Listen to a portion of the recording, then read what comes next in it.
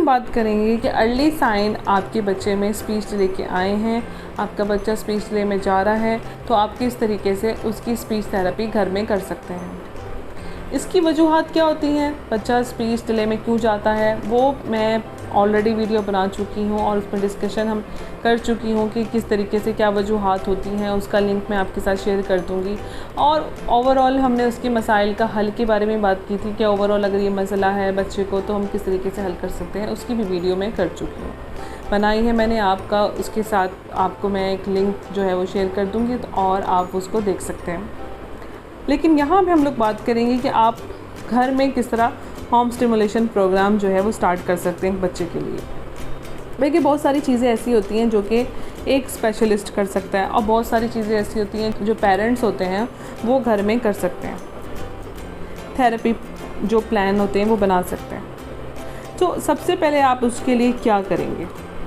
आपने सबसे पहले देखा कि आपका बच्चा 1.5 साल की उम्र में है और वो अभी जो है सिर्फ़ और सिर्फ क्विंग जो है कर रहा है या फिर कोई 1-2 वर्ड जो है बामुश्किल वो ही बोल रहा है और सही तरह जो है अभी 2-3 अल्फाज पे नहीं आ रहा और अभी जो है सिर्फ इमिटेशन भी नहीं कर रहा, इमिटेट भी नहीं कर रहा, मतलब आप बोलते हैं तो आपकी नकल में वो बोलता भी नहीं है, वो 1-2 अल्फाज बोला और उसके बाद खामोश हो गया। तो उसके लिए फिर आप क्या कर सकते हैं। आपने सबसे पहले क्या करना है, फर्स्ट स्टेप ये होगा हमारा कि आपने एक स्क्रैप बुक बनानी है। अब ये स्क्रैप बुक क्या होती है, आपने क्या करना है, आपके घर के जो अफराद हैं जैसे कि माँ बाप हैं या उसके बहन भाई हैं जो घर में रहते हैं, दादा दादी हैं, घर में जितने भी अफराद हैं, आप सबसे पहले माँ बाप की और बहन भाइयों की पिक्चर लगाएं। एक आपने कॉपी तैयार करनी है, एक बुक तैयार करनी है, उसमें आपने पहले माँ बाप की तस्वीर लगा दी, फिर बहन भाइयों की लगा दी, उसके बाद दादा दादी नाना नानी की लगा दी।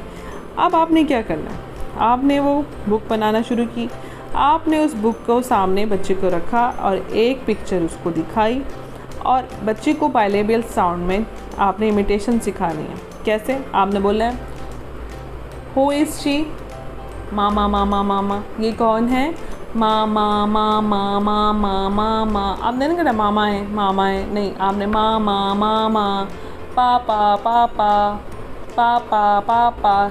इस तरह क्या होता है, बच्चा इमिटेशन सीखता है। बाइलेबियल साउंड्स की इनिशियल स्टेज पर बच्चा जो है वो इमिटेशन सीख रहा है कि मुझे किस तरीके से आपकी नकल में उस तरीके से बोलना है, मामा मामा पापा पापा। उसके बाद क्या होता है, बाइलेबियल साउंड्स बोलते हैं जो लिप्स से हम जो है आर्टिकुलेट कर रहे होते हैं, उसके ज़रिए हम बच्चे को सिखा रहे हैं। उसके बाद डेंटल साउंड आता है, उसमें जैसे दा दा दा दा दा दा दा दा दा दा दादा की पिक्चर आ गई और इस तरह नेज़ल साउंड जो होते हैं वो आ गए, ना ना ना ना ना ना, नानी नानी नानी, हुई नानी नानी नानी। बच्चा क्या होगा, नानी नानी, दादा दादा, पापा पापा, मामा मामा। तो वो जो है इस तरह बोलना शुरू करेगा। आपने क्या किया, स्क्रैप बुक में ऐसा ऐसा जब ये चीज़ें में आप फिर एडिशन करना शुरू करें। किस तरीके से, आप घर में घर की पिक्चर्स लें, डिफरेंट अपने ही घर की पिक्चर्स लें। आपने उसके कमरे की पिक्चर ले ली, किचन की पिक्चर ले ली, वॉशरूम की ले ली और उसको बताया कि क्या है, ये कौन सी जगह है, और फिर आप उसको बता रहे हैं कि कमरा है, ये कमरा है। मतलब इस तरीके से आप पार्ट्स ऑफ बॉडी भी उसको सिखा सकते हैं। और मतलब स्क्रैप बुक जो है आप उसको उसमें अपनी पसंद से भी जो है उसकी बुक जो है वो बड़ी करते जाते हैं वक्त के साथ साथ। पहले इनिशियल स्टेज में फैमिली पिक्चर्स लगा दी, उसके बाद उसमें हम लोगों ने इजाफ़ा करते गए। जब इजाफ़ा करते जाते हैं तो बच्चे के लिए फिर क्या होता है, वो ईजी हो जाता है कि किस तरीके से मुझे जो है वो आगे आगे आगे आगे पढ़ता चला जाता है। अच्छा, इसके साथ हमने बच्चे को रिसेप्टिव वे कम्युनिकेशन सिखानी होती है। रिसेप्टिव वे कम्युनिकेशन क्या होती है कि पिक्चर को पॉइंट आउट करना कि बच्चा जो है, एक होती है एक्सप्रेसिव, होती है रिसेप्टिव। एक्सप्रेसिव जो होती है जो हम लोग एक्सप्रेस कर रहे हैं, बोल रहे हैं, बात कर रहे हैं, बयान कर रहे हैं, एक्सप्रेस कर रहे हैं। रिसेप्टिव होती है जो आप बोल रहे हैं और मैं उसको सुन रही हूँ, तो मैं उसको कैसे रिसीव कर रही हूँ। तो बच्चा जो है वो आप बोल रहे हैं और बच्चा सुन रहा है, तो वो रिसेप्टिव वे कम्युनिकेशन होती है। तो बच्चा उसको समझ रहा है, सुन रहा है।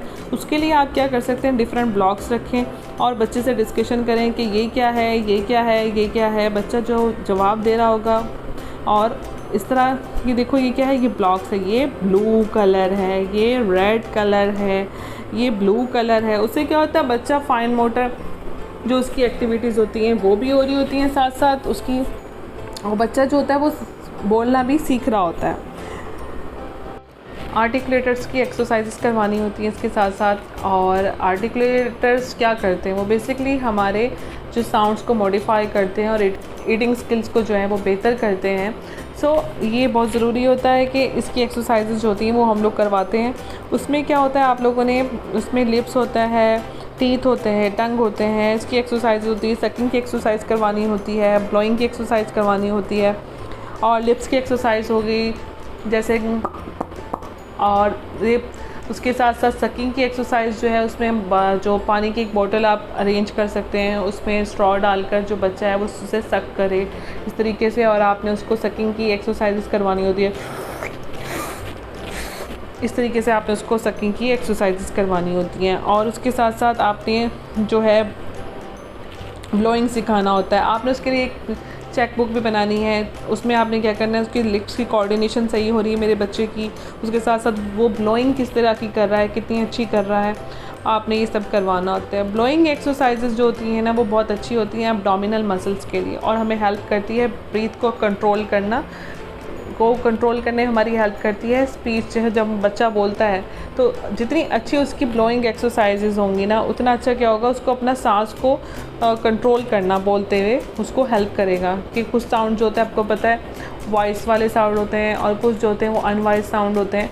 बच्चे को ये चीज़ें जो होती हैं ना उसमें एक्सरसाइज के ज़रिए उसको हेल्प आउट करती हैं बोलने के लिए। और ब्लोइंग एक्सरसाइज के लिए क्या होता है कि ब्लोइंग वैसे करना जैसे आप पाइप के ज़रिए जो है उसको ब्लोइंग करवा रहे हैं, और जो स्पीडोमीटर के ज़रिए में ब्लोइंग करवाया जाता है। पाइप के ज़रिए आप क्या करें, कोई पेज जो है आप सिंपल ये भी कर सकते हैं, कोई पेज लिया, उसको फाड़ा, और फाड़ के आपने उसको टेबल में फैला दिया। उसके बाद बच्चे को कहा कि आपने पाइप के ज़रिए इसको आपने उड़ाना है, और कितनी ज़ोर से बच्चा जो है वो पाइप के ज़रिए उसमें फूंक मारता है और किस तरीके से वो करता है। ये ऐसा ऐसा इसको हम ग्रेजुअली जो है टफ़ करना शुरू कर देते हैं। इसके साथ साथ पहली स्टेज में आप ये भी कर सकते हैं कि बबल्स जो होते हैं ना, बबल्स बनाने, आप बबल्स लें और बच्चे को कहें कि आपने बबल्स बनाने, साउंड बनाने में बच्चे को ये हेल्प करता है।